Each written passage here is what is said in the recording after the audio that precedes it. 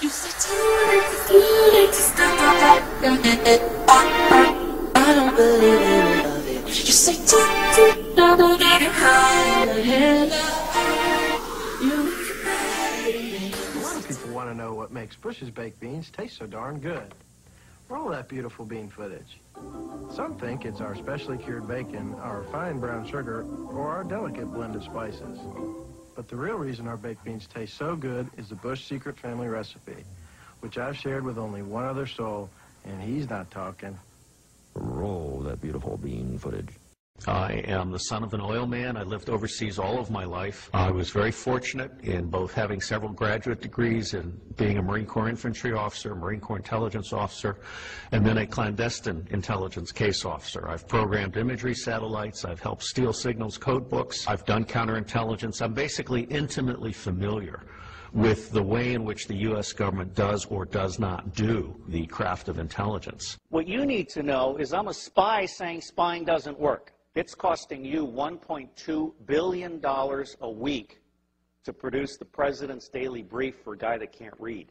People don't realize this. Apart from the fact that NSA is 1950s mindsets with 1970s technologies, SAIC completely screwed up Trailblazer, Echelon is baloney. 80% of your signals intelligence comes from analysis of patterns. So you don't need to violate privacy. All you need to know is that Schmuckhead is calling Afghanistan once a week. General Shinseki knew exactly what was needed to make Iraq go right, and Paul Wolfowitz lied to Congress and said they'll receive us like liberators and stuff. If I had been General Shinseki, I would have grabbed Wolfowitz by the neck and thrown him down the steps of Capitol Hill. You don't let people lie like that. It's unprofessional to confuse loyalty with integrity, and we have had a failure of generalship in America. Our generals have been too eager to keep their stars and not eager enough to think for themselves and uphold the Constitution. Smedley Butler, the highest decorated Marine, said, war is a racket. War is a racket. War is a racket, and the only reason it's happening is because the American public is lethargic. Blog that. You are the Paul Reveres and Patrick Henrys of our generation.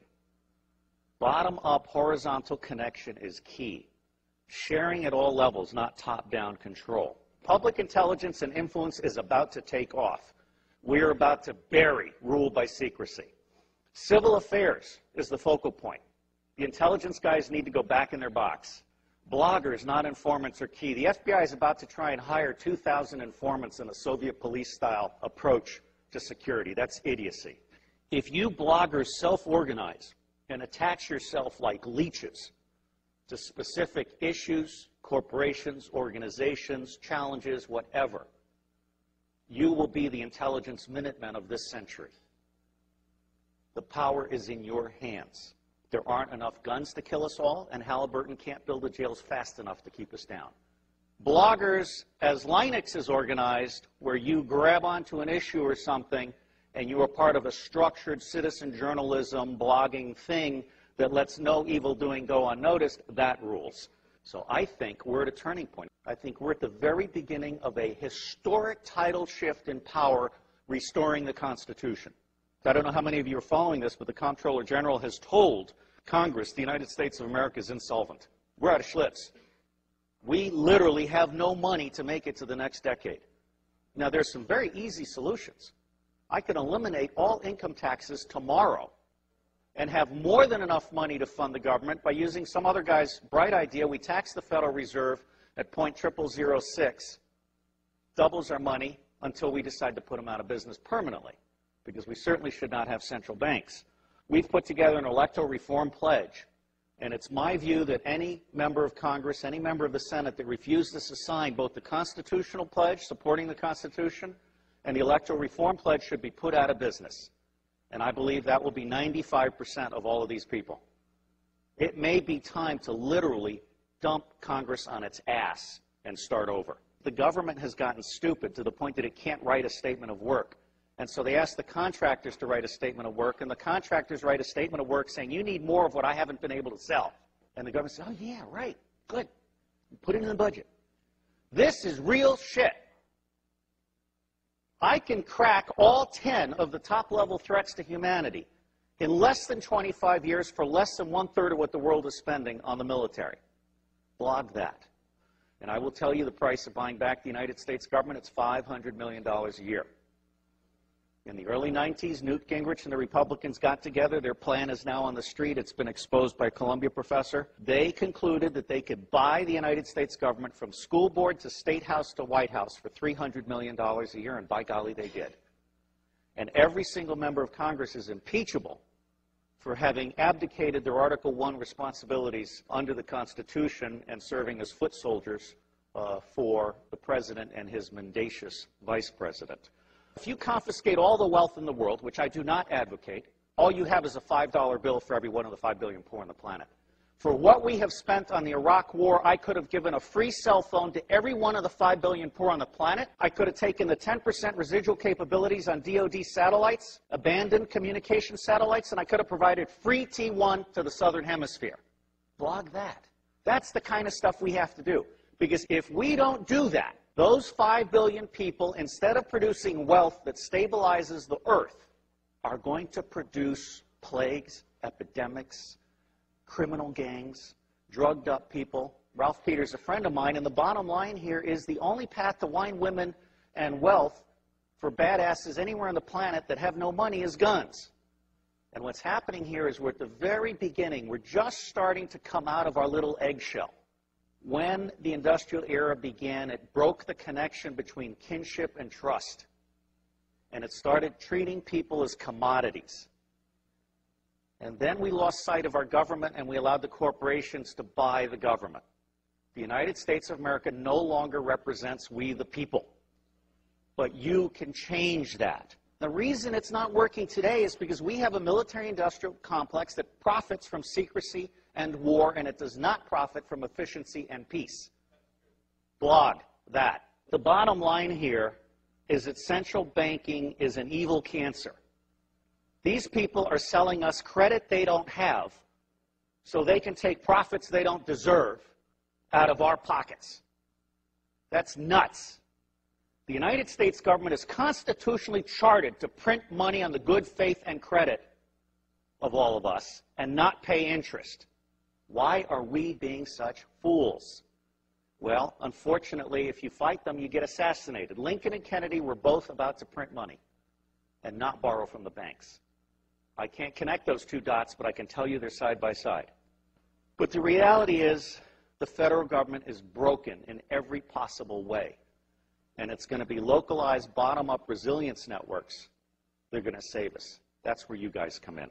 Our educational system stinks. It beats the creativity out of kids by the time they're in the 4th grade. It forces you to become a blogger or hacker in order to become creative. So you guys are the lifeboat. We've gone from America the Beautiful to America the Shit. Now, I believe we need to start blogging retrospective impeachments. I'm not saying we need to hang them or tar them or feather them, just out them. I think it's time for citizen investigative journalism to go deep and go back and go current. And people need to understand they can't get away with this stuff. There is absolutely no lack of solution, and there is also no lack of money. What is lacking is the popular political will to exercise our God-given right to be in charge. I got thrown off Fox News for saying the global war on terror wasn't real. Well, it's not. Okay? I mean, until we can get to one man, one bullet for the top 6,000, we can contain the next level, and we can provide a quality of life for everybody on the planet at the lowest level, we're not going to get it. The Air Force solution for terrorism is to kill one guy in an entire village, which, of course, creates 100 to 200 additional terrorists because of that indiscriminate war crime. It's just nuts. And it's nuts because the media isn't doing their job, and so it falls to you. And my dream is to have someone adopt every zip code and start doing that weekly report for their zip code. And then those little reports will start having babies, and it'll start spreading. Your government is stupid, and they're stupid deliberately. The intelligence community does not do open source information because they like to think that the cabinet departments are doing their open source information. That's not true. The cabinet departments don't know how to do decision support. What they know how to do is take stakeholder interests and turn them into policy that increases budget share. That is not what I call reality-based budgeting. Politics today has gotten so dirty it's not worth anybody's time if they've got a brain. Well, I don't have a brain, I have a soul. And I believe that America needs to get back in the business of managing itself. I am absolutely certain that central banks are an evil.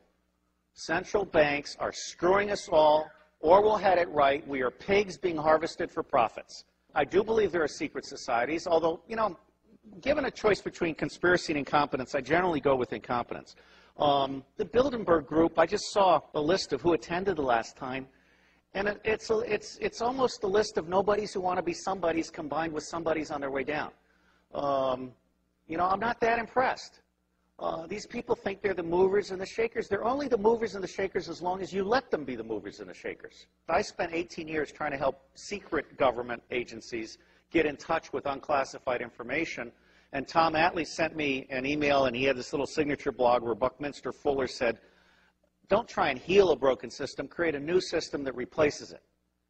So I'm honored to be here to set the tone for you guys. And my bottom line is don't waste your time on the federal government. It's going away. There are 27 secessionist movements. There are 9 distinct nations in North America. I anticipate some virtual separation in the Republic.